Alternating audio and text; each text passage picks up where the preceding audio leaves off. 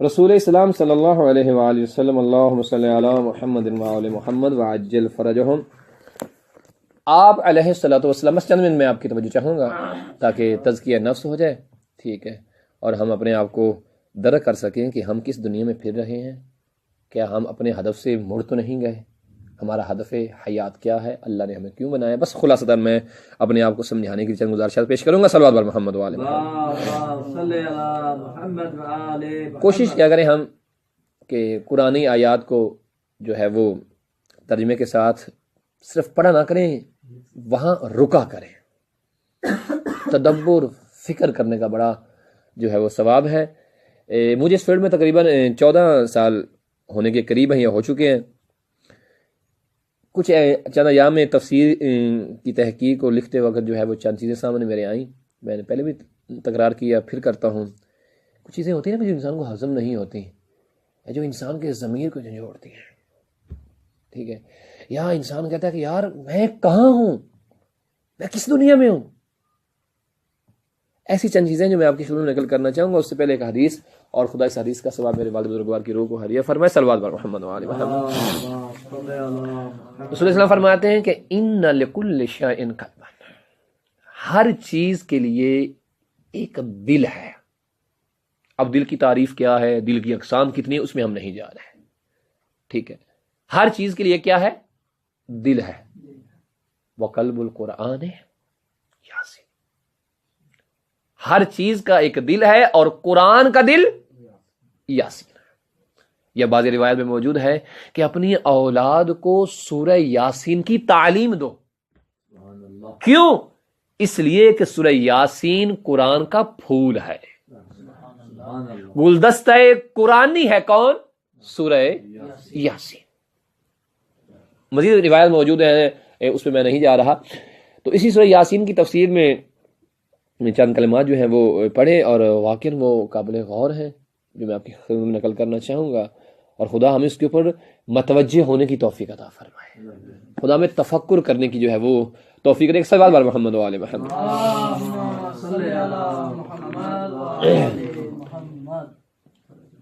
آیت ہے اِنَّا نَحْنُ نُحْيِي الْمَوْتَى وَنَكْتُبُ مَا قَدَّمُوا وَآثَارَهُمْ وَكُلَّ شَيْءٍ أَحْصَيْنَاهُ فِي إِمَامٍ مُبِينٍ۔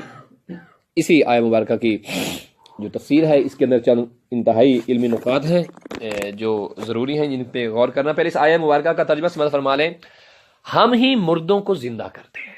جب انشاءاللہ آپ صرف و نحو کی گرامر مکمل کریں گے، پھر آپ مصداق الہی جو ضمیروں سے ہم جانتے ہیں، کبھی اللہ نے اپنے آپ کو ہم کہا، کبھی وہ کہا، کبھی میں کہا، یہ تحلیلات انشاءاللہ آپ خود بڑے ہو کے سمجھیں گے۔ ہم ہی مردوں کو زندہ کرتے ہیں، اور جو کچھ وہ آگے بھیج چکے ہیں اور جو آثار پیچھے چھوڑ جاتے ہیں، سب کو ہم لکھتے ہیں، اور ہر چیز کو ہم نے ایک امام مبین میں جمع کر دیا۔ اس آیت پہ غور کرنا تھوڑا سا۔ جو کچھ آگے بھیج دیا گیا ہے، آگے سے مراد کیا ہے؟ آخرت۔ پوری توجہ، آگے سے کیا مراد ہے؟ آخرت۔ اور جو آثار پیچھے چھوڑ دیے گئے ہیں وہ بھی لکھ دیے گئے، یعنی مر جانے کے بعد انسان جو اپنے لواحقین کے لیے، جو اپنے رشتہ داروں کے لیے کچھ چیزیں چھوڑ جاتا ہے، گھر ہے، مال ہے، دولت ہے، فلاں ہے، یہ کمایا اس نے تھا، اس کی بنیاد یہ تھا، تو یہ پچھلوں کے کھاتے میں نہیں لکھا جائے گا، بلکہ یہ اسی کے کھاتے میں لکھا جائے گا۔ قرآن کی آیت بتا رہی ہے کہ جو آگے بھیجا وہ بھی لکھا گیا، اور جو پیچھے چھوڑا وہ بھی لکھا گیا ہے اس کے نامہ اعمال میں۔ مشرکین کا یہ نظریہ تھا کہ زندگی موج مستی کا نام ہے، بس یہیں رہنا ہے اور مر جانا ہے، مرنے کے بعد کوئی اور زندگی نہیں ہے، کوئی حساب و کتاب نہیں ہے۔ اللہ نے ان کی تنبیہ کے لیے کہا تھا نہیں، ہم مردوں کو زندہ کرتے ہیں، مارتے بھی ہیں، اور نام اعمال جو آگے گیا ہے وہ بھی، جو پیچھے رہا ہے وہ بھی ہمارے پاس لکھا ہوا ہے۔ اور جو چیزیں میں ابھی آپ کی خدمت نقل کرنے لگا وہ انتہائی توجہ طلب۔ قرآن کی آیہ مبارکہ ایک اور بھی ہے، وَنَكْتُبُ مَا قَدَّمُوا وَآثَارَهُمْ، اور ہم لکھتے ہیں ان سب اعمال کو، خواہ وہ اچھے ہوں یا برے ہوں۔ جو آگے بھیج چکا ہے وہ بھی، جو پیچھے چھوڑ رہا ہے وہ بھی. یعنی اللہ سبحانہ و تعالیٰ کی ذات اس آیہ مبارکہ میں سمجھانا چاہ رہی ہے انسانوں کو، اے حضرت انسان، جو نیکی اور بدی تو کر چکا ہے وہ آگے پہنچ گئی ہے، وہ لکھی گئی ہے، اور جو تو نیکی اور بدی پیچھے چھوڑ کے جا رہا ہے وہ بھی لکھی گئی ہے. مثلا اس کی 2-3 مثالیں، ایک مثال دیتا ہوں. مثلا انسان ایک اچھا عمل انجام دیا، اس کا ثواب آگے پہنچ گیا. اگر وہ عمل باقی ہے تو اس کا ثواب ملتا رہے گا. اور اگر ایک انسان نے گناہ کیا، اس فوری گناہ کرنا تو لکھا گیا، اور اگر اس کے مرنے کے بعد وہ سبب موجود ہے گناہ کا تو اس کے نامہ اعمال میں وہ گناہ بار بار لکھے جاتے رہے. مثال کے طور پر ایک خاتون گلوکارہ ہے، گانے گاتی ہے، درست ہے، اس کے ڈرامے ہیں، اس کی فلمیں ہیں، اس کے گانے ہیں. اب وہ مر گئی، اب جب تک اس کا یہ گناہ کا اثر باقی رہے گا اس کے کھاتے میں لکھا جاتا رہے گا.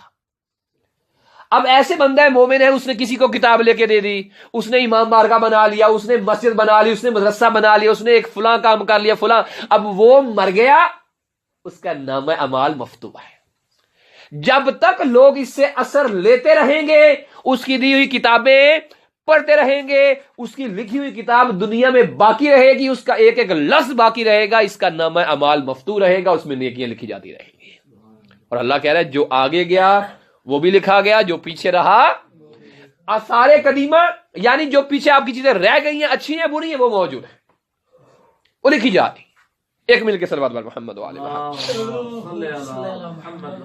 اور انتہائی قابل غور آیہ مبارکہ موجود ہے، سورۃ حشر کی آیت نمبر 18 ہے، اور دقت کرنی ہے اس میں، وَلْتَنْظُرْ نَفْسٌ مَا قَدَّمَتْ لِغَدٍ. پوری توجہ آیت کے درمیان میں رہے.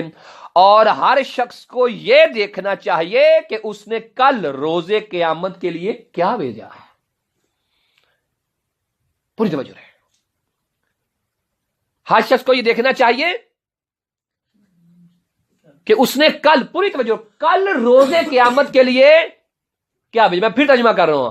ہر شخص کو دیکھنا چاہیے، غور کرنا چاہیے، تفکر کرنا چاہیے، تدبر کرنا چاہیے کہ اس نے کل، میں تکرار کر رہا ہوں، اس نے کل روز قیامت کے لیے کیا بھیجا ہے. میں پھر تکرار کر رہا ہوں آیت کو سمجھانے کے لیے. ہر شخص کو غور کرنا چاہیے کہ اس نے کل روز قیامت کے لیے کیا بھیجا ہے. میرے خیال میں آپ نے ویسا سفر نہیں کیا. کل روز قیامت یعنی اللہ کی نگاہ میں قیامت کب آنی ہے؟ کل. یعنی قیامت بہت قریب ہے. یہ جو آج کا دن گزرنا ہے، کل یوم القیامہ ہے. حضرت انسان کہاں ہے جو سستی کا شکار ہوا پڑا ہے، جب اللہ کہہ رہا ہے کہ کل کے اس نے کیا کیا ہے، یعنی کل اس کا حساب ہے. جس طرح بعض روایت میں موجود ہے مفہوماً کہ کل تمہارا یوم حساب ہے. الیوم مفہوم ہے روایت کا، غالباً سرکار مولانا متقیان یا کسی اور معصوم سے ہے کہ الیوم یوم العمل لا حساب. حساب کا دن آج نہیں ہے، آج عمل کا ہے. وغدن یوم الحساب لیس یوم العمل. کل حساب کا دن ہے، عمل کا نہیں ہے. عمل کا کیا ہے؟ عمل کا آج ہے.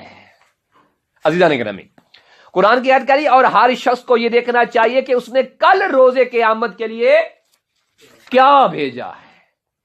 اور ایک روایت آپ کے خیال میں نقل کروں، اذا مات ابن آدم انقطع عملہ الا من ثلاث، کہ جب ایک حضرت انسان دنیا سے رخصت ہو جاتا ہے، مر جاتا ہے، اور اس فانے عادی سے عام سے گزر کے ایک عظیم دنیا میں، ایک عظیم حیات میں منتقل ہو جاتا ہے. حدیث کہہ رہی ہے کہ جب ایک ابن یعنی ایک انسان جب مر جاتا ہے تو اس کا نامہ اعمال منقطع ہو جاتا ہے، دفتر بند. اب اس کے نامہ اعمال میں وہ خود ذاتاً کوئی اضافہ نہیں کر سکتا الا ثلاث. لیکن 3 طرح کے لوگ ہیں کہ جن کے مرنے کے بعد ان کا نامہ اعمال بند نہیں ہوتا بلکہ کھلا رہتا ہے. کون کون سے؟ فرمایا علم ینتفع بہ، ایسا علم وہ دنیا میں چھوڑ جائے جس سے لوگ استفادہ کرتے رہے، لوگوں تک وہ پہنچتا رہے. بہترین اس کی مثال ہے کہ ماشاءاللہ خدا آپ کو علم و عمل میں مزید ترقی عطا فرمائے. ان کتابوں کو پڑھیں، اور یہ نیٹ کا زمانہ ہے، اپنے ائمہ معصومین کے فرامین، احادیثیں ٹھیک ہے، آگے موبائل رکھیں، ویڈیو بنائیں اور نیٹ پہ اپلوڈ کریں، اس دین کی تبلیغ کریں. آپ چلے جائیں گے لیکن آپ کی یہ کی ہوئی تبلیغ باقی رہے گی، اور ہو سکتا ہے ہماری نجات کا یہ ایک سبب بن جائے. ایک صلوات پر محمد والے. لیکن اس بنانے میں رضا الہی ہونی چاہیے. پیسہ کمانا نہ ہو، شہرت نہ ہو، بلکہ انسان اپنی نجات کے لیے اس فعل کو انجام دے، اور خدا ہمیں اس کی توفیق عطا فرمائے، آمین. اور دوسری شخص کون نے فرمایا او ولد سہل یدعو لہ، اس انسان کا نام اعمال بھی بند نہیں ہوگا کہ جس نے پیچھے ایک بیٹا چھوڑا ہو جو نیک بیٹا ہو. اور فقط نیک نہیں ہونا، ٹھیک ہے، بلکہ کیا ہو اس کے ساتھ ساتھ یدعو لہ، اپنے مرنے والے باپ کے لیے دعا بھی کرتا ہو. بعض روایت میں گفتگو کو طولانی نہیں کرنا چاہتا، بعض روایت میں موجود ہے کہ مرنے کے بعد والدین کے 4 حقوق اولاد پہ ہوتے ہیں، اور جن میں چند میں جلدی سے گزارش کروں. ایک یہ ہے کہ باپ کے جو دوست اس کے ہم عمر تھے ان کا لحاظ رکھا جائے، ان کا اکرام کیا جائے، ان کا خیال کیا جائے، ان سے دعا سلام رکھی جائے، اور اپنے والدین کو متواتر دعا میں یاد کیا جائے، اور جو ان کے والدین نے وعدے کیے تھے لوگوں کے ساتھ انہیں پورا کیا جائے. یہ مرنے کے بعد جو ہیں وہ والد کے اور والدین کے کیا ہیں؟ ایک صلوات پر محمد وعلی محمد.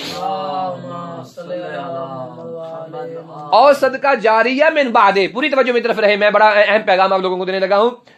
اور تیسرا وہ شخص کہ جس کا نام اعمال مفتوح رہے گا، بند. عرفان صاحب توجہ میری طرف رہے، وہ پیغام پر محمد وعلی محمد صلوات. بارہ دیگر صلوات.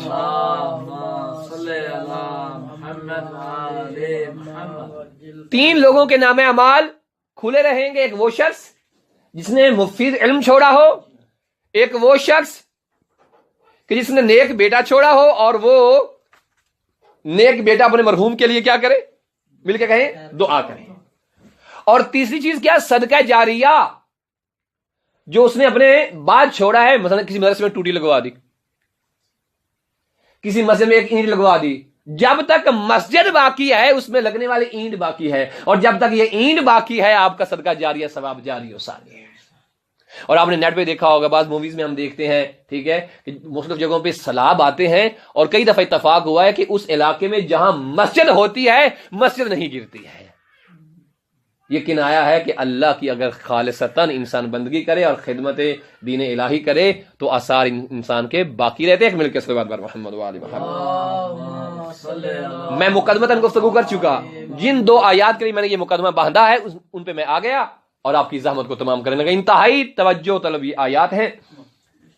اللہ اکبر.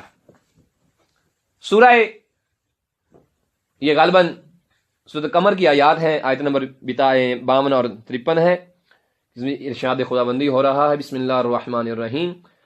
وَكُلُّ شَيْءٍ فَعَلُهُ فِي الزُّبُرِ وَكُلُّ صَغِيرٍ وَكَبِيرٍ مُسْتَطَرٍ. پوری توجہ رہے، پوری توجہ خدا رہا.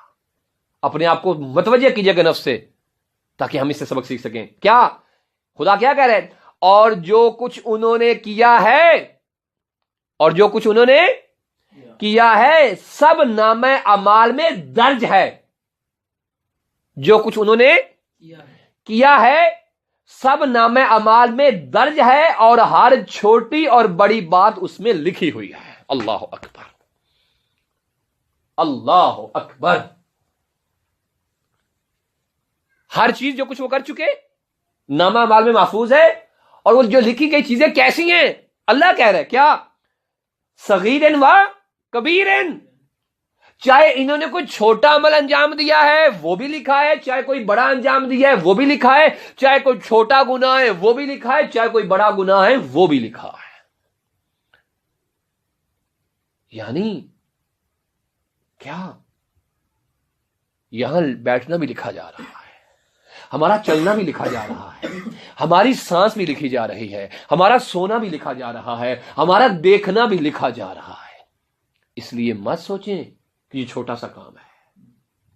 چاہے نیکی ہو یا برائی، چھوٹی ہے تو تب بھی لکھی جا رہی ہے، اور بڑی ہے تو تب بھی لکھی جا رہی ہے. اور اس سے آگے انسانی کلیجوں کو دہلا دینے والی آیت کیا؟ سورہ غالباً یہ بھی سورہ قمر کی آیت ہے، یا ویلتنا ما لہذا الکتاب لا یغادر صغیرۃ ولا کبیرۃ الا احصاها ووجدوا ما عملوا حاضرا۔ یہ سورۃ کہف کی آیت نمبر 49 ہے۔ پوری توجہ رہے، بس اس میں میں اختتام کر رہا ہوں۔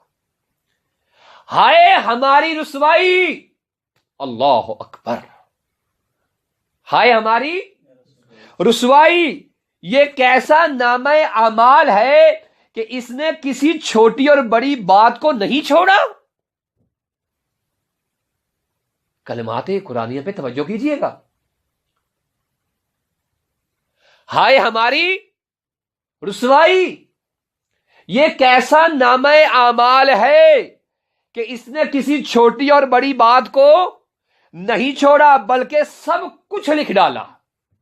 اس میں سب کچھ درج اس نے کر لیا، اور جو کچھ انہوں نے کیا تھا وہ ان سب کو حاضر پائیں گے، یعنی جو کچھ کیا ہے ان کے سامنے پیش کیا جائے گا، چاہے چھوٹا ہے چاہے بڑا ہے۔ یہ جو قرآن کی آیات تکرار کر رہی ہیں، چھوٹا بڑا چھوٹا بڑا چھوٹا بڑا، اس بات کی دلیل ہے کہ اللہ کی بارگاہ میں چھوٹے بڑے کی اہمیت نہیں، جیسا جو کیا ہے وہ لکھا گیا۔ یہ قابل غور ہے۔ اور آخری نقطہ جہاں پہ میں خود کو توجہ دلوانے کے لیے تکرار کر رہا ہوں، یا ویلتنا ما لہذا الکتاب، ہائے ہماری رسوائی، بس اس بات پہ غور ہے اور میں آپ کی زحمت تمام کروں۔ ہائے ہماری رسوائی، یہ رسوائی انسان کب ہوتا ہے؟ آئیے دنیا کی ایک مثال لیتے ہیں۔ دنیا رسوا ہونا کسے کہتی ہے وہ لیتے ہیں۔ رسوائی کا ہماری اسلام میں، اگر ہماری عرفی زبان میں کہا جائے، بھائی فلاں کام سے میری ناک کٹ گئی، فلاں کام نے مجھے ذلیل و رسوا کر دیا، میرے اس بیٹے نے مجھے ذلیل کر دیا ہے، اس نے رسوا کر دیا، کسی کو منہ دکھانے کے قابل، اسے ہم رسوائی کہتے ہیں نا، یہی رسوائی ہے۔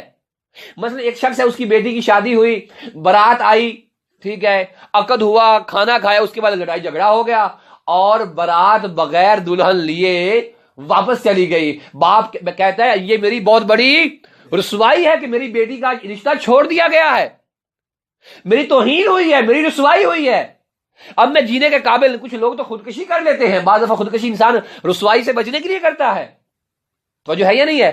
یہ کون سا ایسا عمل ہے جس کو دیکھ کر انسان قیامت والے دن کیا کہے گا؟ یا ویلتنا ما لہذا الکتاب،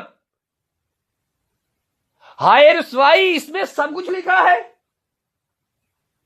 یہ کب کہے گا انسان؟ جب عزت پہ لفظ حرف آن پڑے گا۔ اور بعض روایت میں موجود ہے کہ انسان کا نامہ اعمال انسان کے گلے میں لٹکا دیا جائے گا، اور بعض میں ہے کہ یہ انسان قیامت والے، بس میں نقطہ آخری دے رہا ہوں آپ کو اور آپ کی زحمت تمام کر رہا ہوں، قیامت والے دن انسان کو جب نامہ اعمال دیا جائے گا اور کہا جائے گا اپنے نامہ عمل کو پڑھ کے سنا،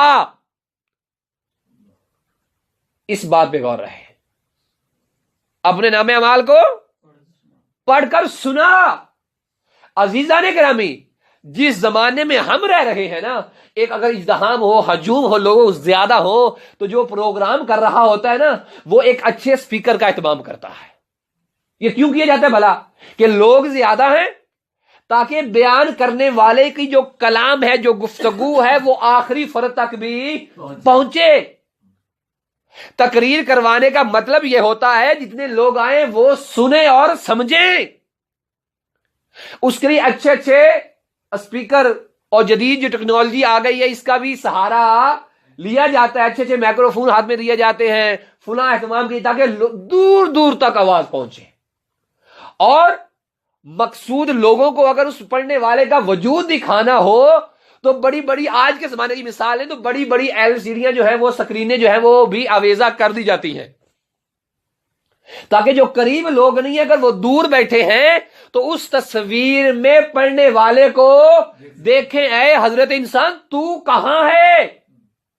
جب قیامت والے دن کہا جائے گا کہ اپنا نام اعمال پڑھ، تو آدم سے قیامت تک خدا کی مخلوق وہاں جمع ہوگی. وہاں پڑھوانا اس بات کی دلیل ہے کہ سب سنیں، سب تجھے دیکھیں. اور کیا سمجھتے ہیں کہ اگر ایک انسانی عقل ترقی کرے تو سکرینیں آویزہ ہو سکتی ہیں، آواز پہنچانے کے لیے آلہ صوتی کا اہتمام کیا جاتا ہے، تو جو تمام چیز کا خالق و مالک ہے، جو کن کہے تو فیکون ہو جاتا ہے، اگر وہ کہہ رہا ہے کہ پڑھ، تو ذرا سوچ کہ تیری آواز کہاں تک جائے گی، تجھے کون کون دیکھے گا. اور تو نے پڑھنا کیا ہے؟ اپنا نامہ عمل. جو تیرے نام اعمال میں لکھی باتیں ہیں وہ ساری کی ساری تو نے پڑھی ہیں، صغیرن و کبیر، چھوٹی ہے تو چھوٹی، بڑی ہے تو بڑی. یا ویلتنا ما لہذا الکتاب، اس نام اعمال نے تو مجھے شرمندہ کر دیا. یعنی کیا کہ جب بھری محفل میں یہ اپنے آپ کو جھوٹا کہے گا کہ میں جھوٹا ہوں، میں زانی ہوں، میں فعل حرام کرتا رہا، میں اللہ کی نافرمانی کرتا رہا، میں بے نمازی رہا، میں غیبتیں کرتا رہا، میں غیر محرم خواتینوں کو دیکھتا رہا، میں نے فلاں کا حق غصب کر لیا، میں نے فلاں گناہ ایسے کیا. اگر انکار کرتا ہے کہ میں نے یہ نہیں کیا، فوری وہاں سے ایک جو ہے تصویر نمودار ہو جائے گی، ثقلین نقوی دیکھ تو فلاں گلی میں جا رہا تھا، ثقلین نقوی دیکھ تو فلاں کرتوت کر رہا تھا. عزیزان گرامی، اس عالم کو دیکھ کے ایک شخص کے جو اس کی کیفیت ہوگی، اللہ وہ قرآن میں نقل کر رہا ہے کیا کہ یا ویلتنا ما لہذا الکتاب، اس نام اعمال نے تو مجھے آج یہاں پہ رسوا کر دیا. عزیزان گرامی، جب ایک شخص کہے گا کہ میں جھوٹا ہوں، تو اس میدان قیامت میں محمد مصطفیٰ جیسا سچا بھی یہ بات سنے گا، صادقین بھی یہ بات سنیں گے، انبیاء سنیں گے، اولیاء سنیں گے، اوصیاء سنیں گے، ہادیان امت سنیں گے. اور جب ایک خاتون اقرار کرے گی کہ میں حجاب نہیں لیتی تھی، ایک غیر مرد خدا نخواستہ ایک شخص کہے کہ میں زناکار تھا، اس کی یہ آواز تو جناب سیدہ کے کانوں میں بھی جائے گی، ثانیہ زہرا بھی سنیں گی. کیوں تکرار کیا گیا کہ اپنے نام اعمال پہ غور کرا. خدا ہمیں قیامت میں شرمندہ ہونے سے محفوظ فرمائے. خدایا آل محمد کا واسطہ ہمارے اوپر رحم فرما، ہمیں توبہ کی توفیق عطا فرما، ہمارے گناہ صغیرہ کبیرہ معاف فرما، ہمیں خود کو نصیحت کی توفیق عطا فرما. جو ہم بیان کریں ہمیں اس پہ عمل کرنے کی توفیق عطا فرما. دنیا کی غلاظتوں سے ہمیں محفوظ فرما، دنیا کی غلیظ شہرتوں سے ہمیں محفوظ فرما، دنیا کے غلیظ مال سے ہمیں محفوظ فرما. اس شریر دور میں ہر شریف نفس کی عزت کو محفوظ فرما. الہی ہمارے دلوں کو پاک فرما، الہی ہماری آنکھوں کو پاک فرما.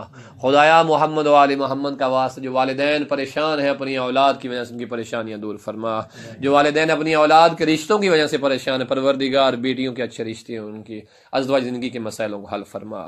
خدایا آل محمد کی عزت و عظمت کا واسطہ جو والدین، جو بچیاں، جو لڑکیاں نیک سیرت ہیں، خدایا انہیں نیک سے رشتے عطا فرما. صالحات کو پروردگار صالح مرد عطا فرما، مومنات کو مومنین بہترین مرد عطا فرما، بہترین مردوں کو بہترین مومنات، صالحہ مومنات، خیرہ مومنات عطا فرما. الہی آل محمد کا واسطہ ولی دوران امام زمان کا ظہور فرما.